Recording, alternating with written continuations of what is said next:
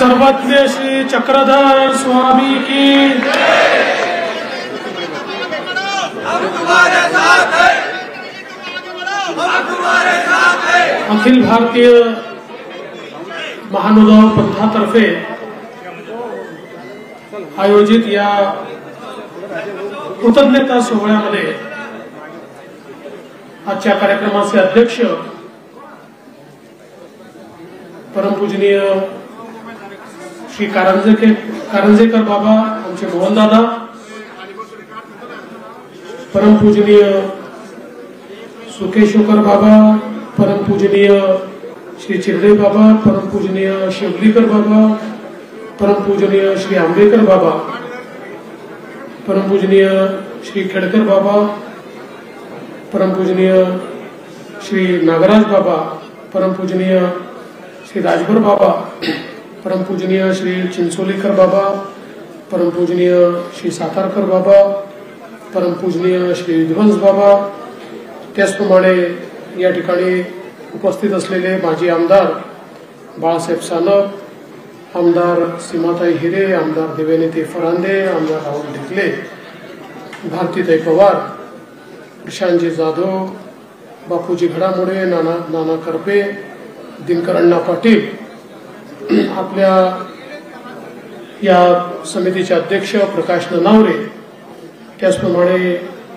या ठिकाणी मंचावर उपस्थित असलेले माझे मित्र अविनाश ठाकरे, या आयोजन समितीचे श्री राजेंद्र जायभाई, प्रभाकर भोजने, उदय सांगळे, मच्छिंद्र सानप, तानाजी आंधळे, अरुण महानुभाव, नंदू हांडे, अनिल जाधव, शरद घुगे, शीलाताई सानप, ननावरेताई, शीतलताई सांगळे, या ठिकाणी उपस्थित सर्व संत महंत आचार्य, सर्व शक्ती स्वरूपा तपस्विनी आणि उपस्थित सर्व भगिनी आणि बंधूंनो, सर्वप्रथम आपल्या सर्वांना मी दंडवत करतो। आज खरं म्हणजे आपण कृतज्ञता सोहळ्याचा कार्यक्रम या ठिकाणी आयोजित केला आणि कारंजेकर बाबा मगाशी म्हणत होते, ही गोष्ट खरी आहे की गेले वर्षभर सातत्याने ही सर्व मंडळी, मग बाळासाहेब असतील, ननावरेजी असतील, दिनकरण्णा असतील, बाबांसोबत माझ्याकडे यायचे की आम्हाला कृतज्ञता सोहळा घ्यायचा आहे, आणि मी काही ना काही कारणाने टाळायचो। कारण जीवनामध्ये पहिलेपासून एक मंत्र ठरवलाय की आपण एखादं काम करतो ते आपलं कर्तव्य असतं, आणि ते कर्तव्य पूर्ण केला तर सत्कार घ्यायचा नाही। ज्यावेळी आपल्याला असं वाटेल की खरोखर एखादं सत्कार्य आपण करू शकलो, त्या दिवशी आपण सत्कार घ्यायचा।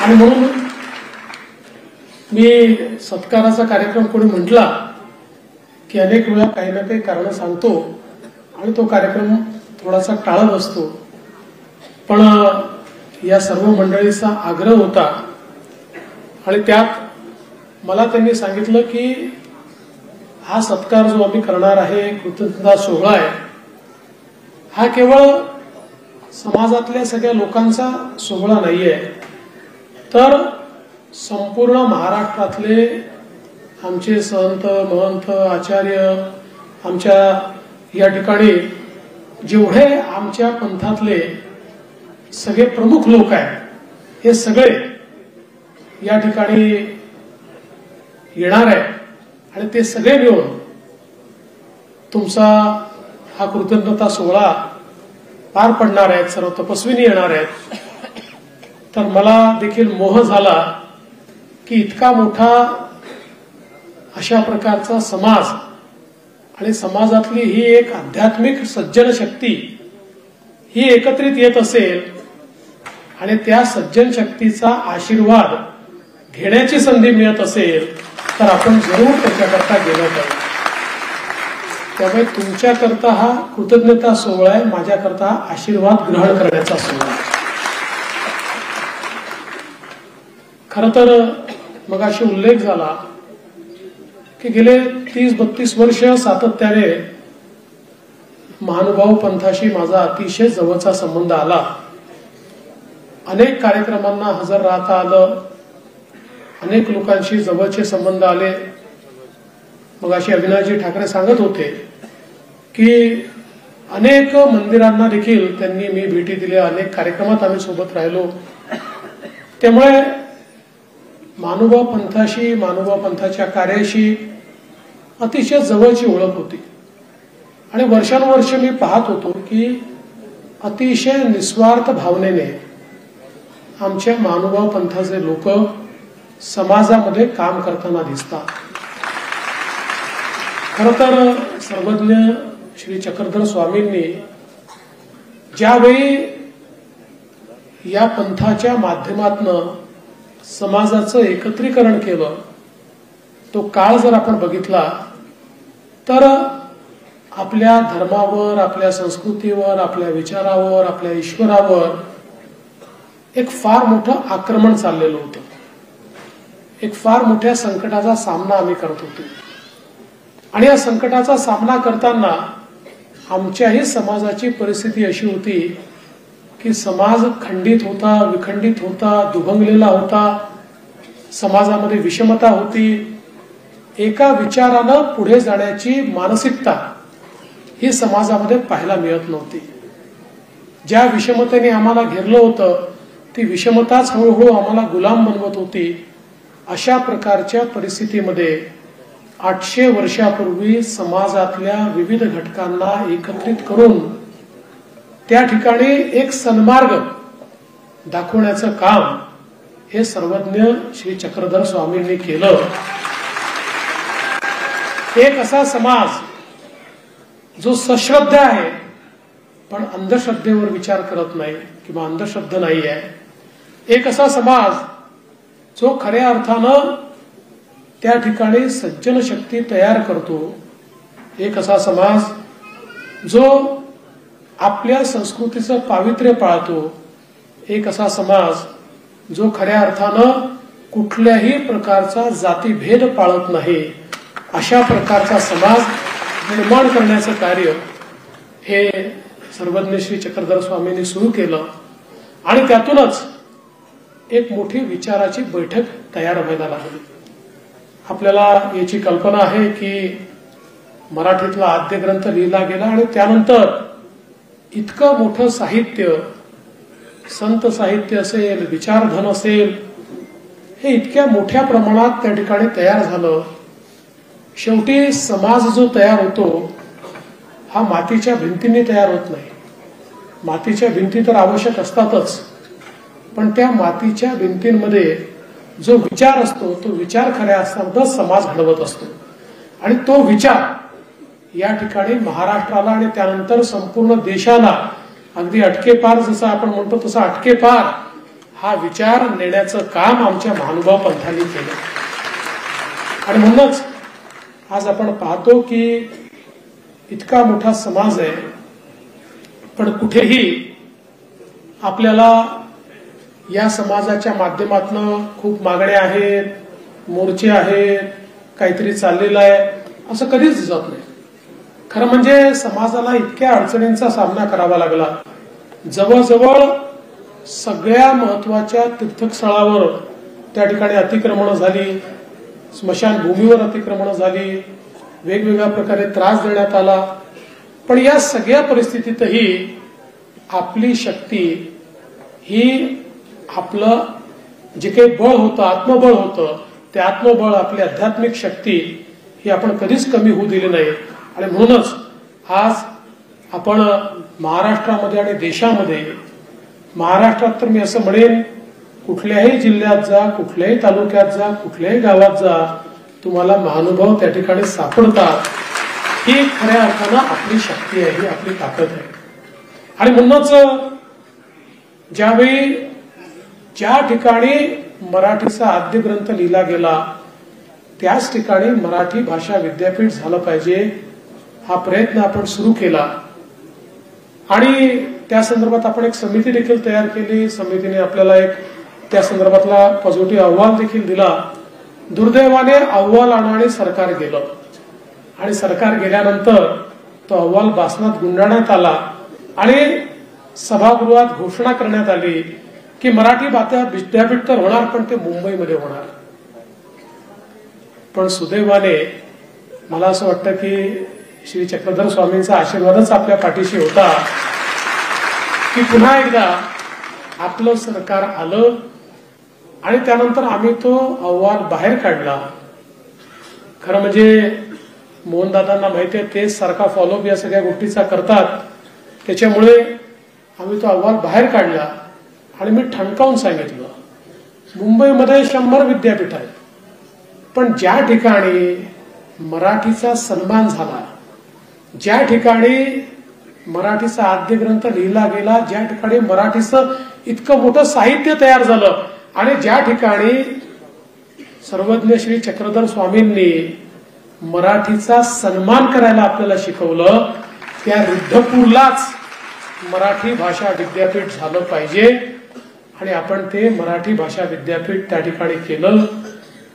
खरं म्हणजे किती अडचणी, कुलगुरूच्या नेमणुकीत अडचणी आल्या, पण एक गोष्ट आहे, म्हणजे आम्ही लहानपणी चांदोबामध्ये विक्रम आणि वेताळाची गोष्ट वाचायचो. आपल्यापैकी अनेकांनी वाचली असेल की ते कधी हार त्या ठिकाणी विक्रमाने मानलीच नाही, ते आपलं चालतच राहायचे.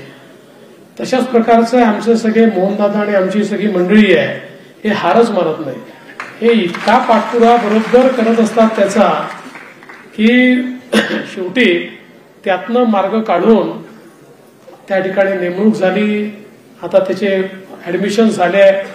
माझी एकच इच्छा या निमित्ताने आहे की आता तर ठीक आहे आपण छोट्या ठिकाणी हे चालू करू, पण शेवटी महाराष्ट्र आणि मराठी भाषा ही आपल्याकरता स्वाभिमानाची गोष्ट आहे. मराठी भाषा ही इतकी जुनी भाषा आहे की ज्या भाषेनं अलौकिक अशा प्रकारचं साहित्य आणि विचार आपल्याला दिलेले आहेत. त्यामुळे रिद्धपूरला जे मराठी भाषा विद्यापीठ आपण करू ते पाहण्याकरता देशभरातनं लोक आले पाहिजे, असं सुंदर आपल्याला विद्यापीठ करायचं आहे. जागेच्या अडचणी आहेत तेही आपण दूर करतोय, सगळं करू, पण कुठेही कॉम्प्रोमाइज करायचं नाही आपल्याला. आपण आपला एक बोर्ड लागलेला आहे, एक विद्यापीठ आहे, यात समाधान म्हणून आपलं चालणार नाही. आणि मी याकरता आपल्या सर्वांना सांगतोय की आम्ही राजकीय लोक आहोत. आम्ही एक काम झालं की दुसऱ्या मार्गाने निघून जातो, दुसरं काम सुरू करतो, पण तुमची तुतारी जर राहिली आमच्या पाठीशी, बैलाला मारतात ना तसं आमचं काम आहे, तशी तुमची तुतारी जर आमच्या पाठीशी राहिली, तुतारी म्हणजे पवार साहेबांची नाही हा, तर निश्चितपणे मी तुम्हाला सांगतो की येत्या 5 वर्षामध्ये अतिशय अप्रतिम अशा प्रकारच्या विद्यापीठाची इमारत ही रिद्धपूरला आपण तयार करून दाखवू आणि लोक ती पाहायला येतील. मगाशी मी येण्याच्या पूर्वी मला अविनाशजींनी सांगितलं की या ठिकाणी आपल्या साहित्याच्या डिजिटायझेशनचा विषय हा बाबांनी मांडला.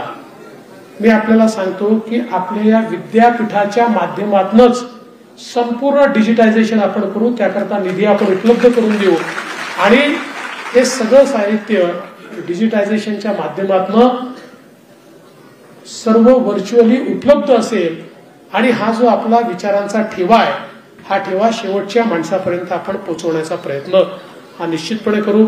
रिद्धपूर विकास आराखड्याचं काम मागच्या काळात आपण केलं, अजून काम करायचं आहे, स्टेशनचं काम आपल्याला करायचं आहे. आणि त्यासोबत मला या गोष्टीचा आनंद आहे की आपली जी वेगवेगळी स्थानं आहेत, जी अनेक स्थानं अशी आहेत 200 वर्ष, 400 वर्ष, 500 वर्ष, 600 वर्ष, 800 वर्ष आपण सगळ्यांनी सांभाळून ठेवली आणि त्या ठिकाणी आक्रमणांमध्येही ही स्थानं आपण त्या ठिकाणी सांभाळलेली आहेत. आणि म्हणून ही सरकार म्हणून आमची जबाबदारी होती की ज्या ठिकाणी इतक्या मोठ्या प्रमाणात आपले सगळे भाविक जातात त्या भाविकांना काही सोयी त्या ठिकाणी असल्या पाहिजे, तिथे काही काम झालं पाहिजे. या दृष्टीनंच आपण हे जे वेगवेगळे आराखडे त्या ठिकाणी तयार केले आणि त्या आराखड्याच्या माध्यमातून 5 प्रमुख स्थानांना आणि वेगवेगळ्या स्थानांना देखील त्या ठिकाणी आपण निधी उपलब्ध करून दिला. आणि मी आपल्याला पुन्हा सांगतो, मला माझ्या मनात कुठली शंकाच नाही आहे, कारण आपण सगळे लोक आमच्या पाठीशी आहात. त्याच्यामुळे नोव्हेंबरमध्ये निवडणूक आहेत, नोव्हेंबरमध्ये काय होणार मला काही चिंता नाही आहे. ज्याच्या पाठीशी तुमचा सगळ्यांचा आशीर्वाद आहे त्यांचं कल्याण होणारच आहे. त्यामुळे नोव्हेंबर नंतर पुन्हा डिसेंबरमध्ये जेव्हा पुरवणी मागण्या येतील त्यावेळी काळजी करू नका. अर्धे कामं पुरवणी मागण्यात करून टाकू आणि उरलेले अर्धे मार्चच्या बजेटमध्ये आपण करून टाकू, जेणेकरून पुढचे 2-3 वर्ष ही सगळी कामं जी आहेत ही कामं आपल्याला पूर्ण करता येतील. अर्थात अडचणी अनेक आहेत, कारण ज्याचा उल्लेख केला की स्वातंत्र्याचे 75-77 वर्ष जरी झाले तरी देखील महानुभाव पंथ हा आपल्या स्वतःच्या भरोश्यावर आपलं कार्य चालवत होता. सरकारने पाहिजे त्या प्रमाणात कधीच लक्ष दिलं नाही, म्हणूनच इतक्या समस्या उभ्या राहिल्या आहेत. आता सरकारने लक्ष द्यायला सुरुवात केली आहे. आपण बाबा हा प्रयत्न करू. एवढी सगळी संत महंत मंडळी या ठिकाणी बसलेली आहेत, ज्यांच्या प्रत्येकाच्या पाठीशी इतका मोठा संप्रदाय आहे. एक अतिशय पॉवरफुल अशा प्रकारचे व्यासपीठ आहे. त्यामुळे या व्यासपीठाच्या साक्षीनं मी सांगतो की आपण सगळ्यांनी प्रयत्न केला तर पुढच्या 5 वर्षामध्ये आपण एकही काम शिल्लक ठेवणार नाही. सगळी पंथीय कामं जी आहेत ती निश्चितपणे आपण पूर्ण करून दाखवू. आणि आमचे सगळे मजबूत लोक तुमच्या पाठीशी आहेतच. म्हणजे बाळासाहेब या ठिकाणी आहेत, आमचे अविनाशजी या ठिकाणी आहेत, दिनकर अण्णा आहेत, खूप लोक आहेत की जे सगळे तुमच्या पाठीशी सातत्याने आम्हाला आठवण करून देण्याकरता त्या ठिकाणी असतातच. आणि अर्थात तुम्ही तर बाबा आहातच, म्हणजे तुम्ही कधीच सोडत नाही. तुम्ही मी बघितलं की त्यांच्या बाबांच्या डोक्यात 24 तास हाच विचार असतो आणि किती फिरतात, किती अमरावतीला कधी असतात, नागपूरला कधी असतात. मी कुठे असेल, माझा दौरा गेला की मला बाबांचा मेसेज असतो की मी नाशिकला भेटू की बुलढाण्याला भेटू, आणि बरोबर ते पोचतात आणि मला त्या ठिकाणी भेटतात. तर मला असं वाटतं की हे अतिशय चांगलं कार्य आपण सगळे करता आहात आणि या कार्यामध्ये थोडा हातभार लावता आला. शेवटी बघा, जीवनामध्ये आपण जात असताना संपत्ती घेऊन जात नाही. आपण जीवनामध्ये जात असताना आपली चांगली कामच घेऊन जातो. त्यामुळे जिथे जिथे आपल्याला काही चांगलं करण्याची संधी ईश्वर देतो त्या संधीचा फायदा घेतला पाहिजे. आपण ती संधी आम्हाला देता. आमच्या हातून 4 पुण्य कामं होतात. त्यामुळेच मला असं वाटतं की निश्चितपणे पुढच्याही काळामध्ये अशाच प्रकारे हे काम आम्ही करत राहू. आजचा जो कृतज्ञता सोहळा आहे, जो माझ्याकरता आशीर्वादाचा सोहळा आहे, अशा प्रकारचे आशीर्वाद हे वारंवार मिळण्याकरता माझ्या हातून महानुभाव पंथाचं उत्तम काम व्हावं, अशा प्रकारचा आशीर्वाद या ठिकाणी सर्वज्ञ श्री चक्रधर स्वामींच्या चरणी मी मागतो. आणि निश्चितपणे आपण सगळ्यांनी हा जो सत्कार केलाय त्याबद्दल आपले खूप मनापासून आभार मानतो. सर्व आमच्या मंचावरील आणि मंचासमोरील सर्व आमच्या सज्जन शक्तीचा, सर्व आमच्या साधू शक्तीचा या ठिकाणी आशीर्वाद मी घेतो आणि माझं बोलणं संपवतो. धन्यवाद. जय हिंद.